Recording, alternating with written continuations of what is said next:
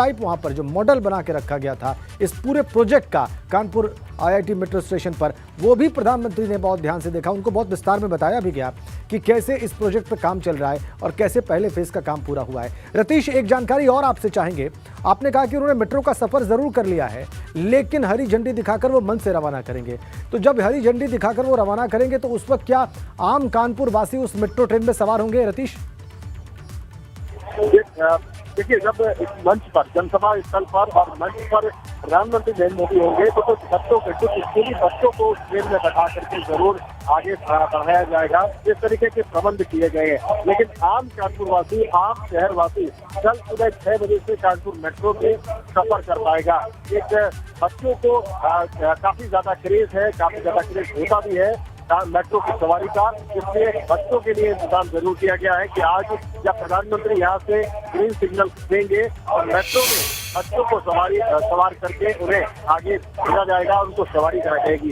Kanpur metro के बारे में तमाम दावे हैं, लेकिन दावों के बीच हकीकत यही है कि कानपुर मेट्रो रिकॉर्ड समय में तैयार की गई है और दूसरा अत्याधुनिक तकनीक से तैयार की गई है। इसमें तमाम जगहों पर हमने देखा है कि देश भर में मेट्रो की जब सफर होता है, मेट्रो पटरियों पर दौड़ती है तो तमाम अड़चने आती है। चाइनीज मांझा एक बड़ी अड़चन होती है, लेकिन थर्ड ट्रेन एक नई टेक्निक ला करके कानपुर मेट्रो में उसको अपनाया गया है और यहाँ पर इस तरीके की अड़चन नहीं आएंगी। यानी बारीकी के साथ कानपुर मेट्रो के कब्जे को पूर्ण रूप दिया गया है और जमीन पर उतारा गया है ताकि किसी भी अड़चन को पार करके मेट्रो का सफर कानपुर वासी सुगमता से कर पाए।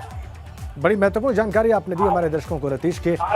कैसे इन चुनौतियों से पार पाने की व्यवस्था की गई है, कैसे तकनीक का इस्तेमाल किया गया है कानपुर मेट्रो के लिए। ये जो पहला फेज पूरा हुआ है रतीश, इसमें इसके निर्माण में जो बड़ी चुनौतियां आपने नोटिस की हो, आपने देखी हो, वो भी आप हमारे दर्शकों से शेयर कर सकते हैं रतीश। सवाल एक बार फिर इसके पहले फेज के निर्माण को पूरा होने में जो रिकॉर्ड समय में किया गया है, इसमें कौन सी बड़ी चुनौतियां आपने आती हुई देखी जिसे सूझबूझ से, तकनीक की मदद से और कौशल से पार किया गया, उससे निपटा गया रतीश, वो हमारे दर्शकों के साथ शेयर करें। फिर तो देखिए, मेट्रो का सफर का आसान नहीं था। 2 साल 1.5 महीने में मेट्रो के सपने को साकार रूप देना आसान नहीं था, क्योंकि हम जानते हैं कि पिछले 2 साल से पूरी दुनिया को एक महामारी ने परेशान कर रखा है। कोरोना की महामारी के बीच भी रिकॉर्ड तोड़ समय में इसको पूरा किया गया। कानपुर मेट्रो को चलाया जा रहा है, अब संचालन शुरू हो रहा है, कमर्शियल शुरू जा रहा है। मेट्रो के काम भी बंद हुआ था, डिस्टर्ब हुआ था, पटरी से उतरा था मेट्रो का काम, लेकिन मेट्रो के जो एमडी है उन्होंने और दुगनी गति से तकनीकी क्षमताओं का इस्तेमाल करते हुए मेट्रो को आगे बढ़ाया। बीच में मेडिकल कॉलेजेस और तमाम जमीन अधिग्रहण को लेकर के बहुत ज्यादा रुकावटें आई, लेकिन सरकारी लेवल से और मेट्रो को कुशल नेतृत्व करने वाले की तरफ से इन सभी अड़चनों को दूर किया गया। मेडिकल कॉलेज से हो चाहे कानपुर मेट्रो को आधुनिक रूप दिया गया और ये तय लक्ष्य रखा गया कि विश्व स्पर्धा का ध्यान रखते हुए कानपुर की मेट्रो को अत्याधुनिक सुविधाओं से सुसज्जित किया जाएगा और ऐसी मेट्रो दी गई है। दिव्यांगजनों का खास ख्याल रखा गया है। अगर दिव्यांगजन मेट्रो में सफर करना चाहते हैं तो उनकी व्हील चेयर तक मेट्रो में जाएगी।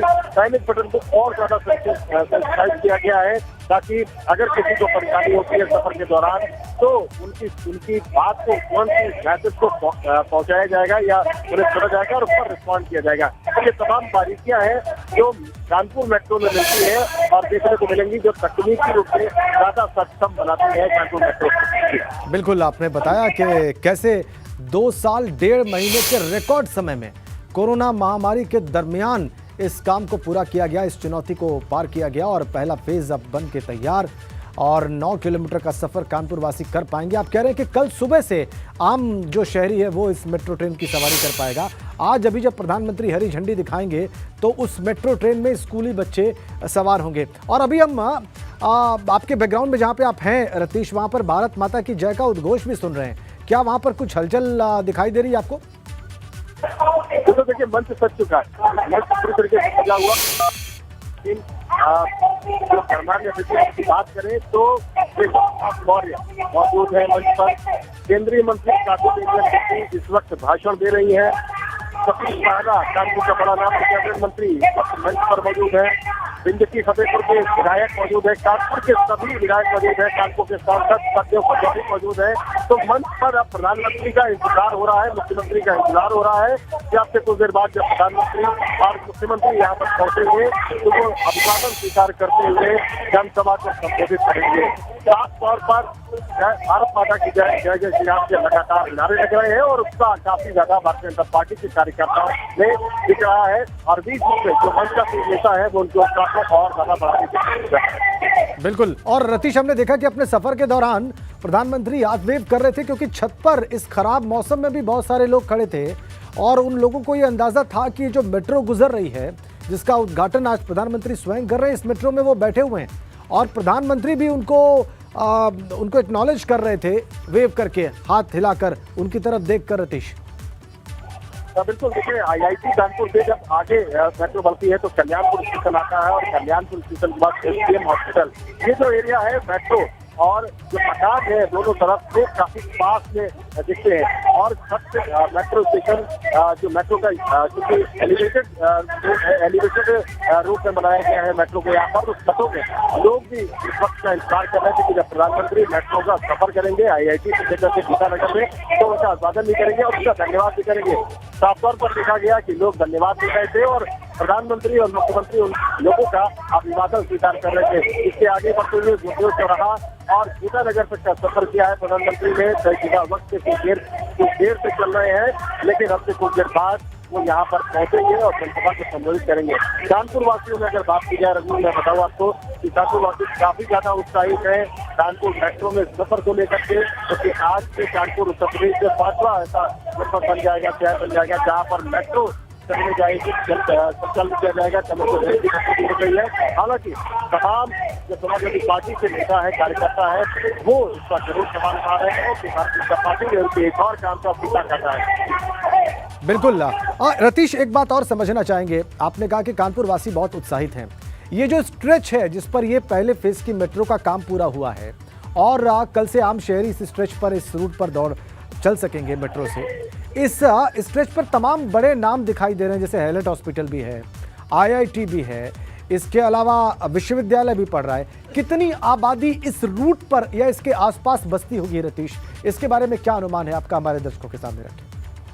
बिल्कुल, आपने बहुत सही सवाल किया। IIT कानपुर एक प्रेस्टीजियस इंस्टीट्यूट है कानपुर का। बाहर से आने वाला व्यक्ति IIT की तरफ रुख जरूर करता है, जो एकेडमिक्स है।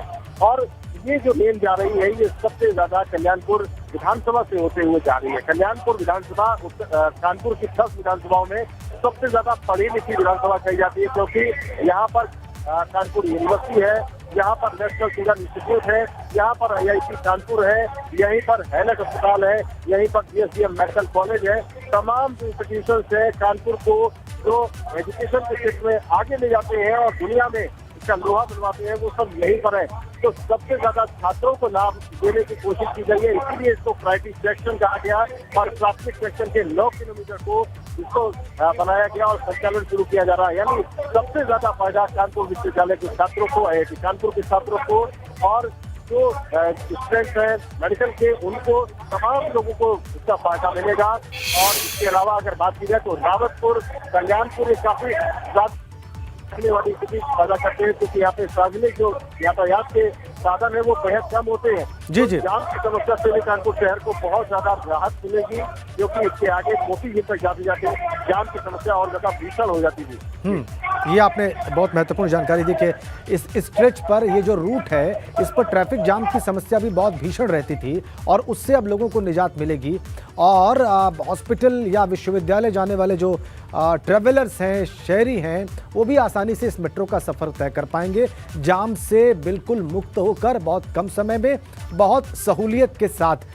रतीश, और इसके बाद चूंकि कुल 32 किलोमीटर का ये प्रोजेक्ट है कानपुर में, तो फिर जो अगले फेजेस हैं निर्माण के, उसमें किन पर काम होना है, ये भी जानकारी हमारे दर्शकों को दें रतीश। देखो, देखिए जो प्रायोरिटी सेक्शन है पहले चरण का, कानपुर मेट्रो का 2 चरण का प्लान है।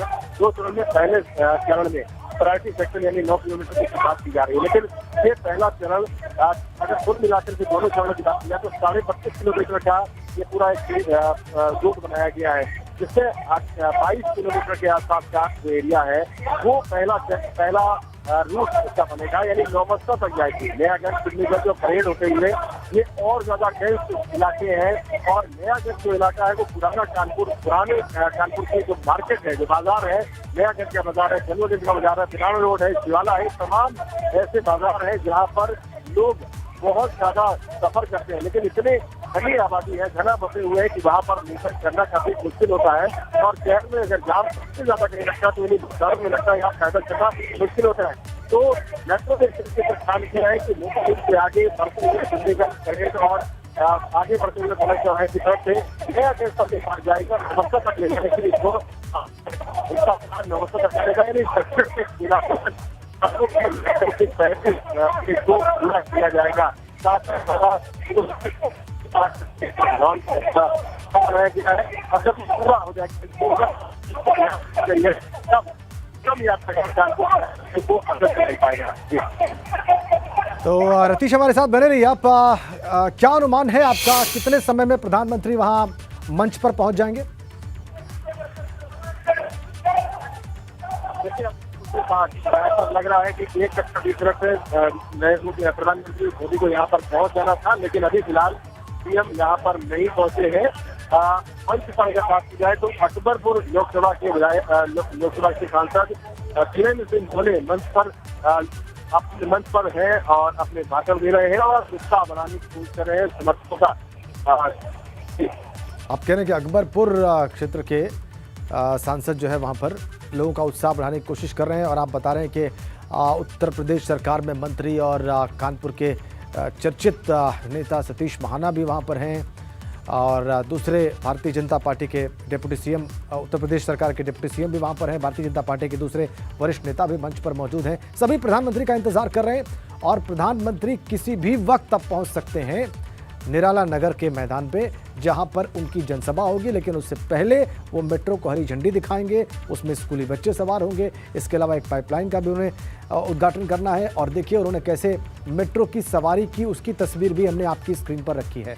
ये रिकॉर्ड समय में पहला फेज पूरा किया गया, इसका निर्माण पूरा किया गया, और तमाम अत्याधुनिक जो तकनीक है उससे लैस है ये ट्रेन। कैसे प्रदूषण मिनिमाइज किया जा सके, कैसे ऊर्जा का संरक्षण किया जा सके, एनर्जी कंजर्वेशन किया जा सके, वो तमाम तकनीकें तकनीक जो इस मेट्रो में इस्तेमाल की गई है, इसके निर्माण में इस्तेमाल की गई है। मेक इन इंडिया प्रोजेक्ट के तहत इसके डिब्बों का निर्माण किया गया है गुजरात में, ये भी एक उपलब्धि है। और 2 साल 1.5 महीने के रिकॉर्ड टाइम में इस मेट्रो के काम को, कानपुर के पहले फेज के मेट्रो के काम को पूरा किया गया है, और इसीलिए इसका उद्घाटन करने के लिए, ये सौगात कानपुर वासियों को देने के लिए प्रधानमंत्री स्वयं इस वक्त कानपुर में हैं, और कानपुर IIT मेट्रो स्टेशन पर वो सवार हुए कॉन्वोकेशन एड्रेस अपना समाप्त करने के बाद। और जैसा कि आप देख रहे हैं, मुख्यमंत्री योगी आदित्यनाथ, केंद्रीय मंत्री हरदीप पुरी उनके साथ इस मेट्रो ट्रेन में सवार हुए, और इस मेट्रो से सफ़र किया उन्होंने गीतानगर मेट्रो स्टेशन तक का। वहां पर वो मेट्रो से उतरे, और उसके बाद हेलीकॉप्टर से वो निराला नगर मैदान में पहुंचेंगे, और वहां पर उनकी जनसभा का भी कार्यक्रम है, और इसके लिए बहुत उत्साह में है वहां पर भारतीय जनता पार्टी के नेता कार्यकर्ता। मंच पर लोगों का उत्साह बरकरार रखने के लिए भाषणों का दौर जारी है। सतीश महाना, केंद्रीय मंत्री, इसके अलावा सांसद, विधायक, उस क्षेत्र के तमाम लोग मंच पर मौजूद हैं, डिप्टी सीएम वहां पर मौजूद हैं। ये सभी लोग प्रधानमंत्री मोदी का इंतजार कर रहे हैं, और ये देखिए ये खूबसूरती से सजाई गई मेट्रो ट्रेन जब प्रधानमंत्री मोदी को लेकर पहुंची गीतानगर मेट्रो स्टेशन पर, उस वक्त की आप तस्वीरें देख रहे हैं। ऐसे बाहर आए मजबूत सुरक्षा व्यवस्था के बीच में। मौसम थोड़ा खराब है कानपुर में, जैसा कि भविष्यवाणी थी मौसम विभाग की, वैसा ही दिखाई भी दे रहा है, हल्की बरसात। लेकिन उसके बाद भी प्रधानमंत्री का जो तय कार्यक्रम है उससे कुछ ही मिनटों की देरी ये हो रही है, लेकिन कार्यक्रम आगे बढ़ रहा है। जो तय कार्यक्रम है वैसे ही आगे बढ़ रहा है। समय जरूर कुछ मिनटों का इसमें विलंब कहा जा सकता है, लेकिन प्रधानमंत्री मोदी का कार्यक्रम जो तय है आगे बढ़ रहा है वैसे ही। कानपुर में प्रधानमंत्री नरेंद्र मोदी। ये महिला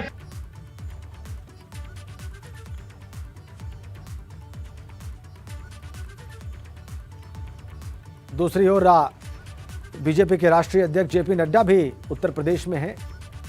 हापुड़ में उनकी जनसभा है। उधर केंद्रीय गृह मंत्री अमित शाह की आज 3 जनसभाएं हैं।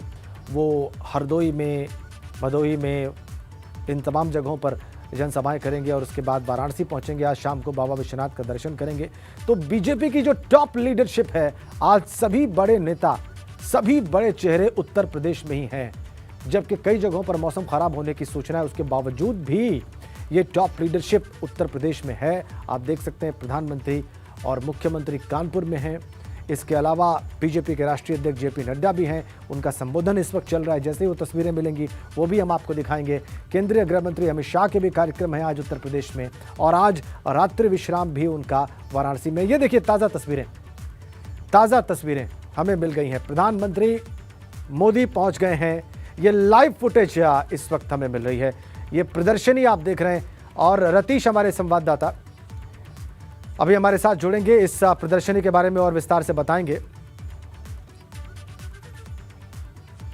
बीना पनकी पाइपलाइन प्रोजेक्ट जो पूरा हुआ है और इसका उद्घाटन प्रधानमंत्री करने पहुंचे, उससे संबंधित ये प्रदर्शनी, और उससे इस देखिए आप, बीना पनकी बहुत्पाद पाइपलाइन का राष्ट्र को समर्पण का ये कार्यक्रम, और इस पाइपलाइन के बारे में 1500 करोड़ का खर्च आया इस पाइपलाइन को बनाने पर।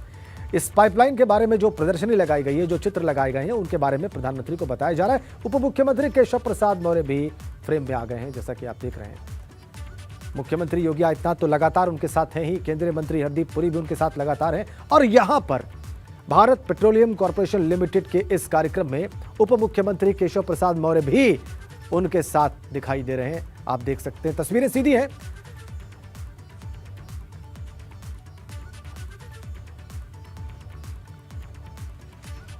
तो बीना पनकी पाइपलाइन का उद्घाटन करने के लिए, राष्ट्र को समर्पित करने के लिए प्रधानमंत्री नरेंद्र मोदी यहां पर, और आप देखिए